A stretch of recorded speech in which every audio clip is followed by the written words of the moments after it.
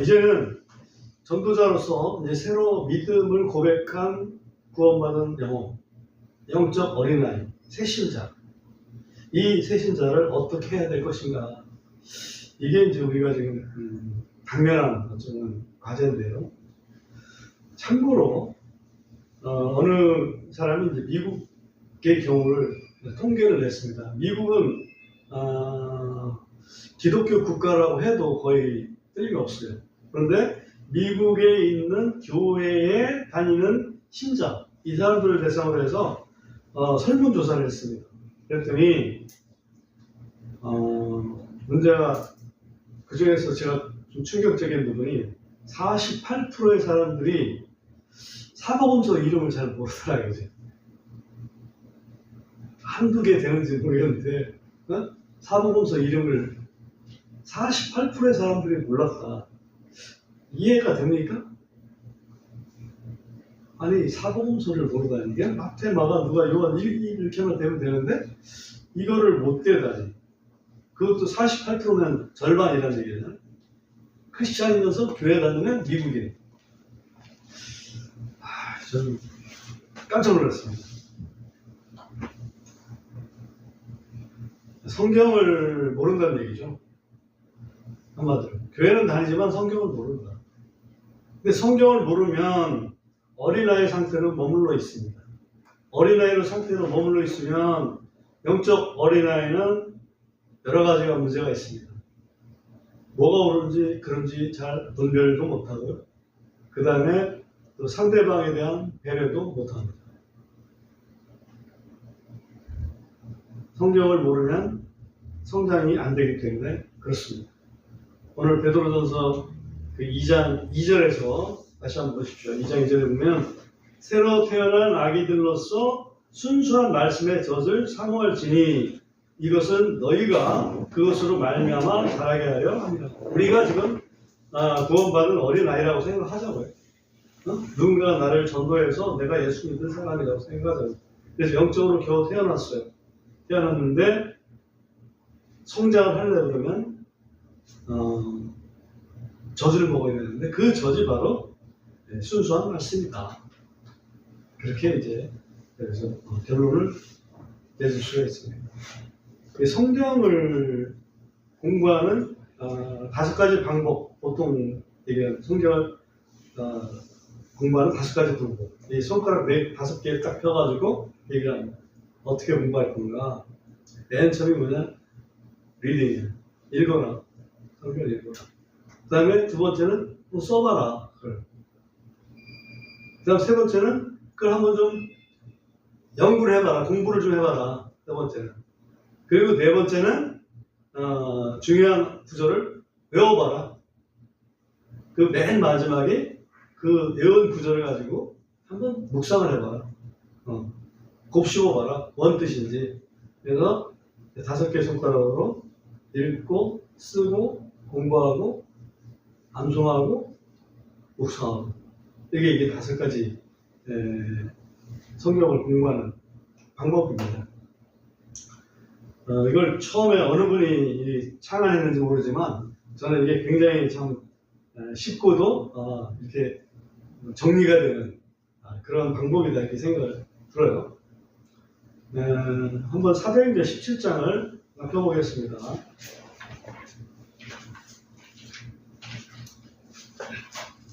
사도행전 17장 10절부터 12절까지 최영대님 한번 읽어보시죠. 형제들이 밤에 즉시 바울과 실라를 베레아로 보내니 그들이 그곳에 이르러 유대인들의 회당에 들어가더라. 이들은 데살로니가에 있는 자들보다 더 고상하여 온전히 준비된 마음으로 그 말씀을 받아들이고 그것들이 그런가 하여 날마다 성경 기록들을 탐구하더라. 그러므로 그들 중에 믿는 사람이 많았고 또 그리스인 귀부인들도 많았으며 남자들 중에서도 적지 않게 있었더라. 네, 소위 베레아. 우리나라에서 이제 베레아라는 이름이 붙어 있는 그런 성경 공부하는 데가 있는데 그 사람들은 좀 뭐랄까 김기동 박사인가요? 김기동 목사인가? 김기동 목사 하는 이분이 이제 베레아 선교 단체인가 그런 게 있어요. 들어보셨어요 혹시? 근데 이분은 어떤 데서는 이단으로 이렇게 치부하는데 왜 이단으로 치부하나 보니까 다른 건 아니고 귀신론, 마귀라고 안 하고 이제 귀신이라고 한다고 해가지고 또 하는 게 있고 또 귀신을 우리는 이 성경에 나오는 귀신은 마귀의 종자들이잖아요. 타락한 사사들로서 마귀의 종자들인데 이 김기동 목사가 얘기하는 귀신론은 우리 전통적으로 죽은 자의 어떤 그 혼 이런 식으로 이렇게 이야기를 하다 보니까 이단이 됐습니다. 그런데 그들이 채용하는 단어가 베레아거든요. 근데 베레아는 굉장히 뭐랄까 신사적이라고 돼 있어요. 여기 보면 11절에 보면 이들은 데살로니카에 있는 자들보다 더 고상하다고 했습니다. 네, 개혁한글에서는 이제 신사적이어서라고 이렇게 돼 있어서 저는 이게 신사적인 것이 굉장히 남아 있습니다. 그러니까 그 전에는 말씀을 전하면은 그걸 믿는 자도 있지만 믿지 않는 유대인들이 와가지고 막 그 항의하고 자기들이 배웠던 거랑 다르다 해가지고 막 반대하고 그랬는데 베레아 사람들은 그 막 복음을 전하니까 정말 성경에 그런 게 있어요. 그래서 구약 성경을 가지고 막 찾은 거지. 신약 성경을 가지고 찾은 게 아니에요. 그 당시에 유대인들은 신약 성경이 없었으니까. 그러니까 사도 바울이 구약 성경을 가지고 복음을 전한 거예요. 주로 아마도 이사야서를 가지고서 복음을 전했을 거예요. 그러니까 베레아 사람들은 그 이사야서를 가지고 정말 그런가 해가지고 일일이 찾아보더라. 그랬더니 거기에 정말 많은 사람들이 믿게 되더라 하는 그런 결론을 여기서 얘기하고 있어요. 그래서 우리 예수 믿은 사람들한테 처음에 어떻게 이들을 양성시켜야 될 것인가 하는 제일 첫째 초점은 말씀이에요. 무조건. 말씀을 제대로 가르쳐야 돼요. 말씀을 제대로 가르쳐야 되는데 우리가 알지만 그 맨 처음에 예수 믿게 되면 그 말씀을 통해서 당신이 지금 예수 믿게 믿음을 고백을 해야 되는데 그 고백의 첫 순서는 침례에 대한 순종이다. 그래서 침례를 받게 만들죠. 침례를 받게 만들고 그러고 나서 침례 받으면 어쩌면 자동적으로 교회에 침례 베푼 그 교회의 회원으로 갈 수 있잖아요. 그래서 교회에 등록을 하게 되고 교회에 등록하게 되면 거기에 이제 초신자반 거기에 있는 초신자반에 이렇게 들어가서 공부할 수 있게 이제 하는 거죠. 그게 이제 기본입니다. 그리고 나면은 교회에 등록이 되니까 또 같이 어울려서 예배에 참석하게 되는 겁니다. 여기 사도행전 2장을 보면 약간 그런 부분이 나오는데 사도행전 2장 41절을 가보겠습니다.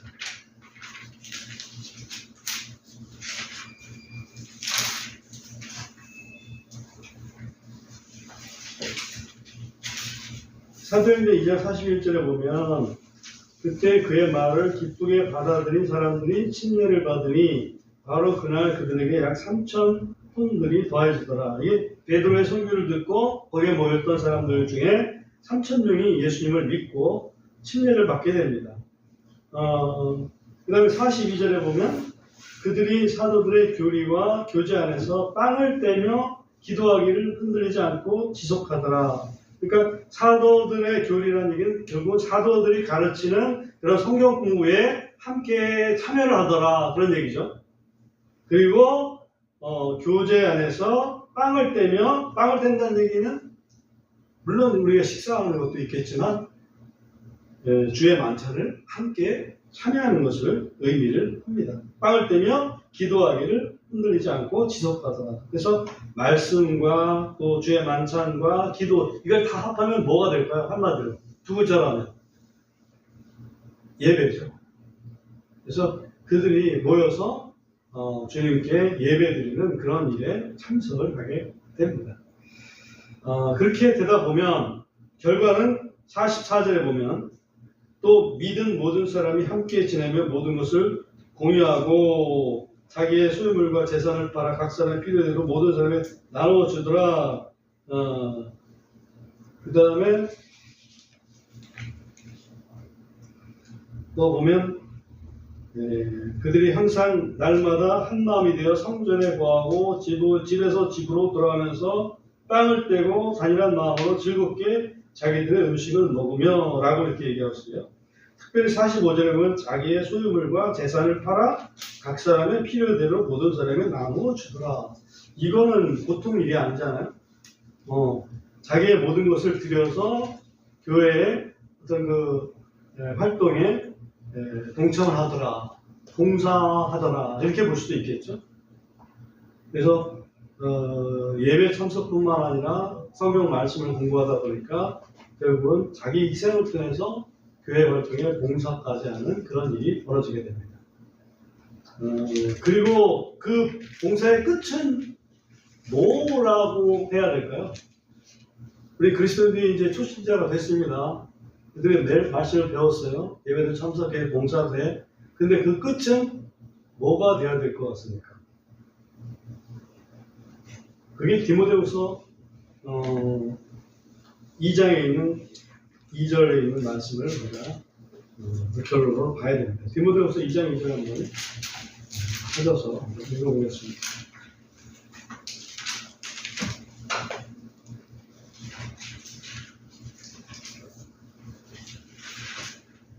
우리 한번 같이 한번 읽어보겠습니다. 중요한 구절이니까요. 또 시작.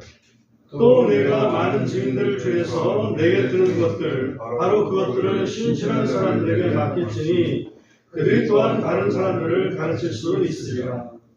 이게 디모데한테 얘기한 거죠. 디모데한테 내게 들은 것을 네가 배운 것처럼 또 신실한 사람들에게 또 맡겨서 그 사람들이 또 다른 신실한 사람들을 가르칠 수 있게 그렇게 해라. 결국 우리가 전도를 했는데 전도 당한 사람이 나중에 뭘 해야 되겠어요? 자기도 전도해야 되겠죠. 근데 나는 전도를 받았어. 그런데 나는 전도를 못해. 그러면 뭔가 빚진 상태가 되는 거죠. 그래서 전도가 계속해서 이어지도록 하는 게 전도의 어떤 그 초신자 교육의 목적이 아니겠는가, 목표가 아니겠는가 이렇게 생각을 해봅니다.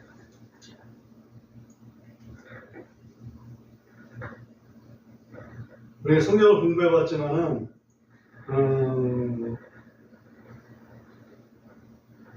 히브리서에 보면 이런 게 있거든요.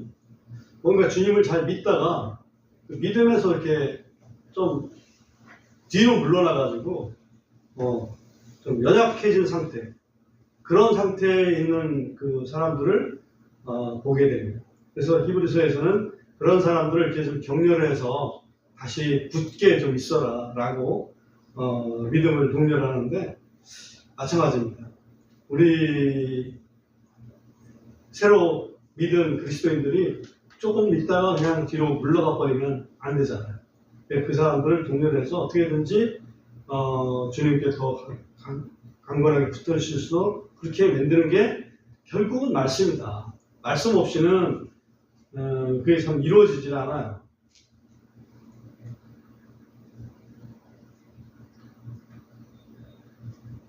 어떤 분이 이런 얘기를 했어요.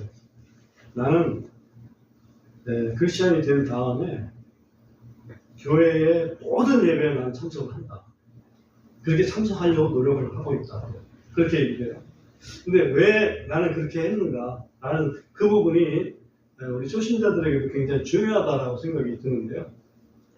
그게 왜 그러냐면 몇 가지 이유가 있어요. 적어도 한 5가지 정도는 이유를 달았는데 그걸 잠시 살펴보겠습니다. 그게 왜 초신자들에게 필요한지. 맨 먼저 마태복음 18장 20절입니다. 마태복음 18장 20절. 원어문 한번 찾아서 읽어보겠습니다.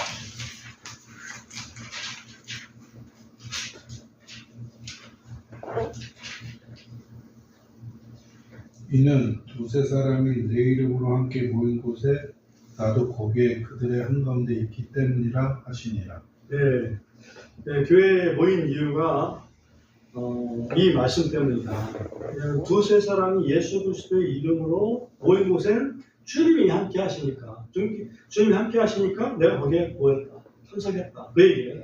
그러니까 지금 우리가 그리스도의 이름으로 모였습니다. 주님이 우리와 함께하고 계신 것을 우리 이 말씀을 통해서 믿습니다. 그러니까 우리가 말 한마디 해더라도 주님이 들고 계시는 것이고, 우리가 행동 하나 해도 주님이 보고 계시는 거거든요.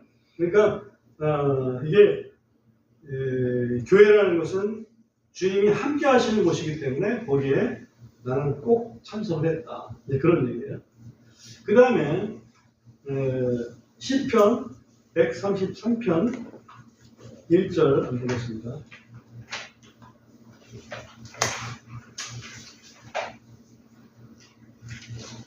백 33편 1절 또 한번 읽어줘 보십시오.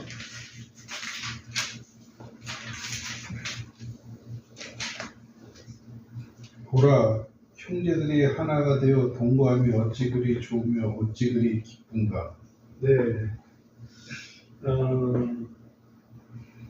형제들이 하나가 돼서 동거하려고 하면 모여야 되겠죠. 안 모이면 동거라고 할 수가 없습니다.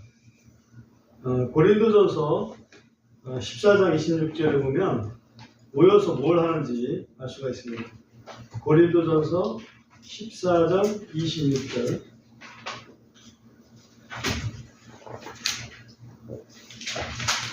또 한번 읽어보십시오. 형제들아, 그런즉 어찌하리요? 너희가 함께 모일 때에 각 사람에게 시도 있고 교리도 있으며 타언어도 있고 계시도 있으며 통역도 있느니라. 모든 것들은 남을 세워주기 위해 뜻이니라. 네, 여기 모이면 그 모임 가운데 뭐가 있냐면 어떤 사람한테는 시가 떠오르고 어떤 사람한테는 교리가 또 있고 어떤 사람한테는 타언어, 방언이죠. 방언도 있고 또 계시도 있고 또 방언을 하다 보면 통역도 있고 그렇게 하더라 이거죠. 이게 모임의 어떤 모습입니다. 그러니까 모임의 모습인데 거기에 찬양도 없고 시라는 건 찬양이라고 할 수 있는데 찬양도 없고 또 교리 공부도 없어요. 교리 공부도 없고 또 방언이나 통역, 또 계시 이런 게 없어요. 그러면 사실은 그 모임 그리스도 그 교회에 주님께서 함께 하시는 모임의 어떤 그 모습이 좀 떨어지는 거죠. 그죠? 그래서 교회 오면 지금은 우리가 이제 방언을 괜히 방언할 필요는 없겠죠. 방언 알아듣는 사람도 없는데 나머지 찬양이나 조리나 이런 또는 뭐 계시나 예언 뭐 이런 것들이 있다면은 함께 공유를 하는 것이 굉장히 필요합니다. 교회 모이는 이유는 그래서 이걸 듣다 보면 이게 영적인 일은 이런 거구나 하는 것을 초신자라도 알 수 있게 되겠죠. 그 다음에 히브리서 10장 24절 이건 전에도 암송을 했지만은 히브리서 10장 24절을 다시 한번 보겠습니다.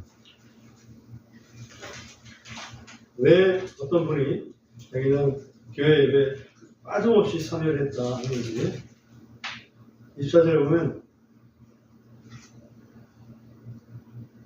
24절, 25절 두 구절을 봐야 되겠습니다. 한번 읽어볼게요. 그리고 우리가 서로를 살펴보아 사랑과 선한 행위에 이르도록 격려하되 어떤 사람들의 습관과 같이 우리가 함께 모이는 일을 해하지 말고 오직 서로 권면하여 너희가 그날이 다가옴을 볼수록 더욱 그리하자. 그래서 서로 살펴보고 또 서로 격려하고 서로 권면하고 그러려면 모여야 되겠죠. 근데 어떤 사람들은 모이는 것을 패하는 습관을 들였더라 하는 얘기죠. 오늘날 가난한 성도들은 모이지 않고 가난이라고 그러죠. 거꾸로 하면 안 나가라는 거죠. 예수님은 믿지만 교회는 안 나가. 이게 이제 가난이라는 아무튼 그런 유머가 나올 정도로 지금 많은 이들이 교회에 나가는 것을 이렇게 소홀히 하고 있는 게 사실입니다. 그렇게 하다 보면 서로라는 개념이 없어집니다. 교회도 나가면 야 예수 잘 믿어. 야 믿음에서 좀 더 떨어지지 말아야지 라고 이렇게 어떻게 할 수 있겠어요. 교회도 나오지 않는 사람. 교회에 나오는 사람이 그나마 그런 생각을 가질 수 있는 거죠. 그 다음에 왜 이 사람이 또 항상 교회 예배에 빠지지 않고 참석을 했느냐 하는 거에 또 하나 이유가 마태복음 6장 33절이었습니다. 마태복음 6장 33절은 예전에 우리가 많이 암송하던 구절입니다. 따라서 어느 분이 한번 읽어줘 보십시오. 마태복음 6장 33절. 오직 너희는 먼저 하나님의 왕국과 그분의 의를 구하라. 그리하면 이 모든 것들이 너희에게 더해지리라. 예, 여기 구하라, 이게 구하라는 말은 추구하라 이런 의미거든요. 그러니까 먼저 해야 될 일이 있다. 먼저 추구해야 될 것은 하나님의 왕국이고 하나님의 의다. 그렇다면 교회에 모이는 것이 하나님의 왕국이나 하나님의 의를 추구하는 것인지 아닌지 이제 그걸 보는 거죠. 특별히 교회는 그리스도의 왕국에 속한다고 우리가 봐야 됩니다. 그리스도의 왕국에 속하는 것이 바로 교회라고 봐야 돼요. 그러니까 내가 먼저 하나님의 왕국을 추구한다면 그는 교회에 참석하는 것이 마땅합니다. 교회에 가입 안 하고 나는 안 나가. 내가 예수는 믿지만 교회 가입은 안 해. 나 개인적으로 난 믿음 생활 할 거야. 이렇게 하시는 분들이 있어요. 그리고 본인 스스로는 더 교회 나가는 사람들보다 나는 위선도 없고 순수하고 이렇게 자랑할 수도 있습니다. 그렇지만 하나님의 관점에서 성경의 관점에서 보면 모여야 돼요. 그 다음에 에베소서 4장을 한번 해주시기 바랍니다.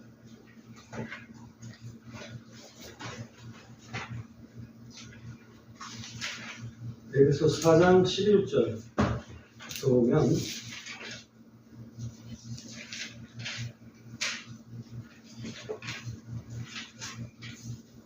하나님이 교회에 며칠 세우셨다 이런 표현이 나오죠.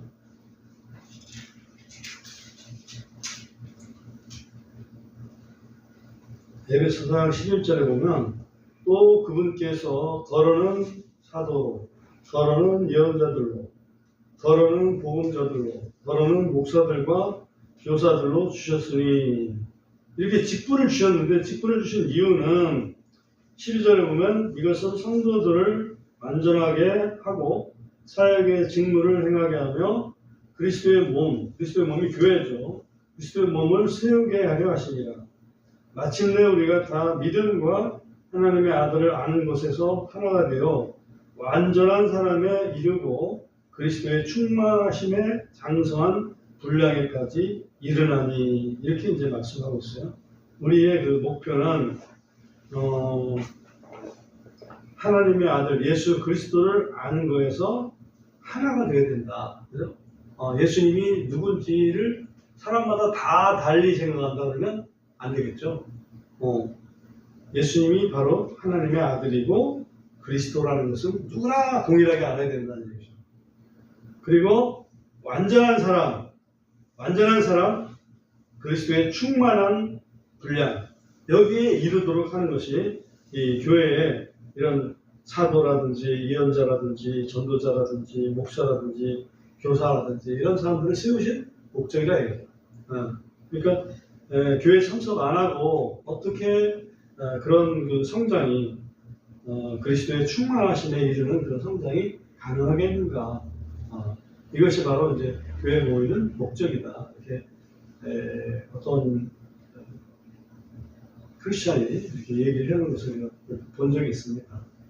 그렇게 될 때에 그런 그리스도의 몸이 스스로 성장할 수가 있다. 교회가 스스로 성장할 수 있다. 16절에 보면 에베소 4장 16절에 보면 그분으로부터 온몸이 각 부분의 분량 안에서 효력 있게 일함에 따라 각 마디가 공급하는 것에 의해 꼭 맞게 결합되고 꽉 들어차서 그 몸을 자라게 하며 사랑 안에서 스스로를 세우느니라 라고 얘기하고 있습니다.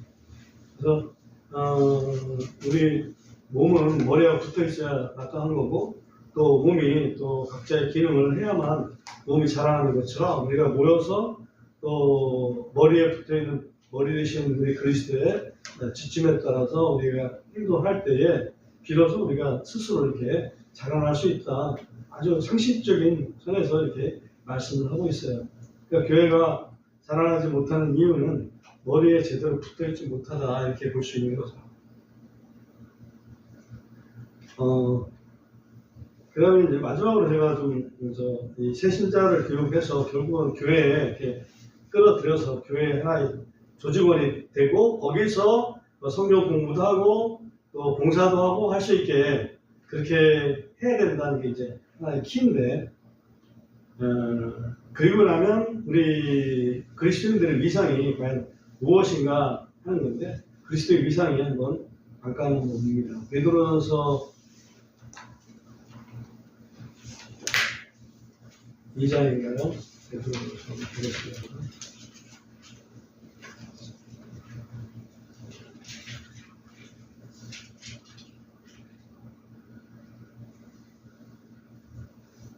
베드로전서 2장 9절에 보면, 우리 한번 같이 한번 읽어보겠습니다. 베드로전서 2장 9절을 같이 읽어보겠습니다.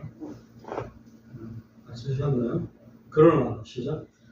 그러나 너희는 선택된 세대요 왕과 제사장단이요 거룩한 민족이요 특별한 백성이니 이것은 너희를 어디서 불러내어 자신을 불러 비난하고 거두게 하신 그분께 위한 찬양들을 너희가 전하게 하려 합니다. 여기 보면 우리 너무나 유명한 표현이 왕가의 제사장단, 이게 이제 제가 이렇게 볼 때는 굉장히 좀 유명한 표현이다 이렇게 봅니다.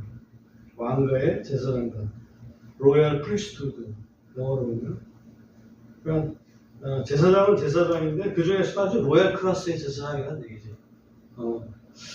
뭐가 로얄 클래스일까라고 좀 생각을 해봅니다. 나름대로 생각을 해보는데,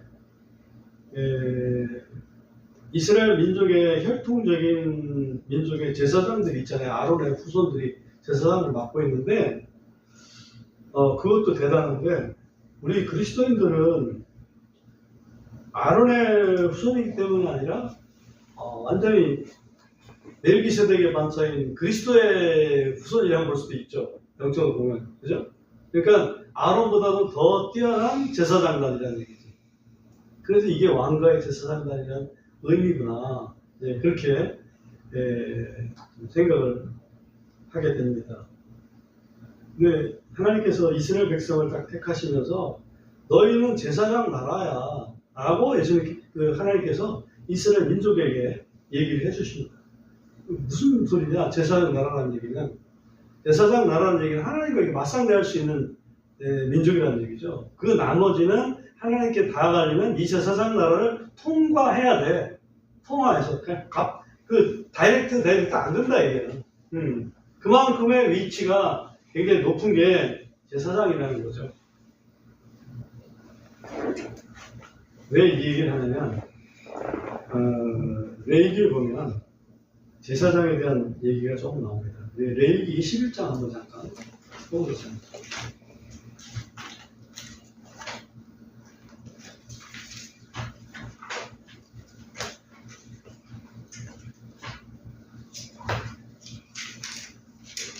레위기 21장 1절과 4절을 좀 읽겠는데요. 1절 한번 읽어줘 보시겠어요? 또 주께서 모세에게 이르시되 아론의 아들들인 제사장들에게 말하여 그들에게 이르라. 자기 백성 중에 죽은 자로 인하여 더럽혀지는 자가 아무도 없게 할지니라. 예, 제사장들은 백성들 이렇게 누가 죽어도 그 시신 이렇게 만지고 그러지 말아라 그 얘기예요. 왜 그런가 했더니 4절에 보시면 여기 보면 그러나 제사장은 자기 백성 중에서 무엇이므로 라고 되어 있어요? 무두머리이므로 자신을 더럽혀 스스로를 욕되게 하지 말지니라. 제사장은 하나님 보실 때 백성의 무두머리로 보시는구나. 그러니까 우리가 로얄 그러니까 왕가의 제사장들이라고 할 때는 우리 그리스도인들을 이 세상 사람들의 우리 우두머리를 보는 거예요. 머리, 우두머리로. 우리가 그렇게 위치가 좀 높구나 하는 그런 생각이 들으니까 이게 좀 어깨가 좀 올라가더라고요. 거룩한 백성이구나. 하나님께서 이게 성별해 주셨구나. 성별 받은 사람들의 음식이 뭐냐면 특별한 음식인데 그게 하나님 말씀이구나. 세상 사람들이 잘 먹을 수 없는 음식이 우리가 먹을 수 있는 그런 음식이구나. 그런 것을 확인할 수가 있었습니다. 말씀이 얼마만큼 중요하냐면 성령 충만하려면 말씀 충만해야 돼요. 에베소서 우리가 잘 알지만 에베소서 5장 16절에 보면 5장 18절에 보면 그 말씀이 있지 않습니까? 포도 음료를 과하게 마시지 말라. 거기에는 과도함이 있나니 오직 성령으로 충만하라. 그러니까 포도주에 취하지 말고 성령에 취하라 이제 그 얘기죠. 근데 어떻게 해야지 성령에 취하냐라고 이렇게 봤을 적에 골로새서 3장에 보면 에베소 1보 골로새죠. 골로새서 3장에 한번 가보시면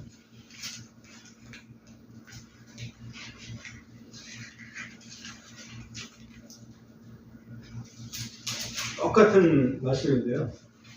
16절에 3장 16절에는 그리스도의 말씀이 모든 지혜로 너희 안에 풍성하게 거하게 하여 시와 찬송가와 영적인 노래로 서로를 가르치고 훈계하며 너희 마음속에서 은혜로 주께 노래하라. 이렇게 말씀하고 있어요. 근데 그리스도의 말씀이 너희 안에 풍성하게 거하여 그 뒤에 부분은 에베소서 5장 18절 이후에 있는 부분과 동일한 맥락으로 말씀하고 계세요. 다시 말하면 우리가 여기서 알 수 있는 것은 성령의 충만함은 결국은 말씀의 충만함으로 이렇게 이어진다. 그 말씀이 충만해야 성령에 충만할 수 있다 하는 것을 알 수가 있습니다. 특별히 말씀과 성령님에 대해서 한 군데만 더 보고 마치도록 하겠습니다. 사도행전 4장을 한번 펴주시기 바랍니다. 사도행전 4장은 오순절 이후에 사도들이 굉장히 담대하게 말씀을 전하다 보니까 기득권 세력인 산헤드린 그 사람들에 의해서 많은 핍박을 당합니다. 그렇지만 그 핍박을 아주 기쁘게 여기고 또 돌아와서 함께 기도를 하는 장면이 사도행전 4장에 나오는데 사도행전 4장 31절을 한번 보겠습니다. 31절. 거기 보면 그들이 기도하기를 마칠 때에 함께 모인 곳이 흔들리더니 그들 모두가 성령님으로 충만하여 담대히 하나님의 말씀을 말하더라. 이게 뭐 성령 충만하죠? 성령 충만한 사람, 오순절날 성령 충만했었는데 다시 한번 성령 충만해요. 근데 성령 충만해가지고 하는 일이 뭐냐면 담대히 하나님 말씀을 말하더라. 그러니까 성령 충만하니까 하나님 말씀이 튀어나와. 이게 성령이 튀어나오잖아요. 성령 충만하게 성령이 튀어나와야 되는데 그 튀어나온 결과가 하나님 말씀이야. 그러면 성령 충만하다는 얘기는 하나님 말씀 충만하다는 말하고 다를 게 없죠. 거꾸로 우리가 이 성령 말씀으로 충만하다, 우리 머릿속에 성령 말씀으로 충만하고 마음속에 성령 말씀으로 충만하다 보면 그게 성령 충만해지는 거예요. 그래서 결국은 말씀이 튀어나와, 툭툭 튀어나와. 어떤 상황이 돼도 그 상황에 맞는 말씀이 튀어나온다 이렇죠. 그런 성령 충만한 상태가 되는 거죠. 그렇게 되면 또 어떤 일이 따르게 되냐면 지금 사도행전 4장 31절 읽었는데 4장 33절에 보면 또 사도들이 큰 권능으로 주 예수님의 부활을 증언하니 큰 은혜가 그들 모두에게 임하더라 라고 얘기합니다. 그러니까 하나님 말씀이 선포되면 그 말씀 속에 있는 권능이 결국은 나타나고 그 권능이 나타나다 보니까 결국은 그 권능으로 말미암아서 사람들이 너무나 그 감격하고 또 감사하고 그래서 또 많은 사랑이 막 이렇게 흘러나올 거 아니에요? 네, 그게 소위 큰 은혜라는 거죠. 그래서 성령 충만, 말씀 충만, 결국은 권능 충만, 은혜 충만 이 네 가지가 되는 거죠. 근데 그거에 여기에 이제 가장 키가 될 수 있는 것은 우리가 쉽게 접근할 수 있는 키는 말씀이다. 그래서 우리 초신자들이지만 초신자들한테도 결국 그 사람들한테 꼭 필요한 것은 말씀이고 그 말씀이 있어야 지금 여기에 나와 있는 이런 것들이 이루어질 수가 있다. 이게 참 거룩한 백성들의 그 음식이 돼서 우리가 하나님의 자녀로서의 또 빛된 자녀로서의 그런 삶으로 이어지고 결국은 또 자기가 전도받았던 것처럼 또 다른 사람에게 전도할 수 있는 이 전도의 재상관이랄까요? 그렇게 될 수가 있다. 그게 돼야지 전도가 끝나는 거다. 오늘 여기까지 하겠습니다.